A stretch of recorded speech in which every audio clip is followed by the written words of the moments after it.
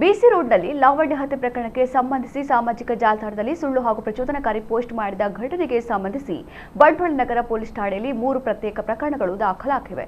ವಿವಿಧ ವಾಟ್ಸ್ಆಪ್ ಗ್ರೂಪ್ಗಳು ಹಾಗೂ ಇನ್ಸ್ಟಾಗ್ರಾಂ ಖಾತೆಗಳ ಮೂಲಕ ಆರೋಪಿಯ ಭಾವಚಿತ್ರಕ್ಕೆ ಕೇಸರಿ ಶಾಲು ಹಾಗೂ ಕುಂಕುಮವನ್ನು ಅಳವಡಿಸಿ ಭಜರಂಗ ದಳದ ಕಾರ್ಯಕರ್ತ ಎಂದು ಎಡಿಟ್ ಮಾಡಿ ಸುಳ್ಳು ಹಾಗೂ ಸಮಾಜದ ಶಾಂತಿ ಕದಡುವ ಬರಹಗಳನ್ನು ಹಾಕಿರುವುದಕ್ಕೆ ಸಂಬಂಧಿಸಿದಂತೆ ಒಟ್ಟು 6 ವಾಟ್ಸ್ಆಪ್ ಗ್ರೂಪ್ಗಳ ವಿರುದ್ಧ ಪ್ರಕರಣ ದಾಖಲಾಗಿದೆ. ಫೇಸ್ಬುಕ್ನಲ್ಲಿ ಶೈಲಜಾ ಎಂಬವರ ಖಾತೆಯಲ್ಲಿ ಸುಳ್ಳು ಹಾಗೂ ಸಮಾಜದ ಶಾಂತಿ ಕದಡುವ ರೀತಿಯಲ್ಲಿ ಪೋಸ್ಟ್ ಹಾಕಿರುವ ಹಿನ್ನೆಲೆಯಲ್ಲಿ ಪ್ರಕರಣ ದಾಖಲಿಸಲಾಗಿದೆ.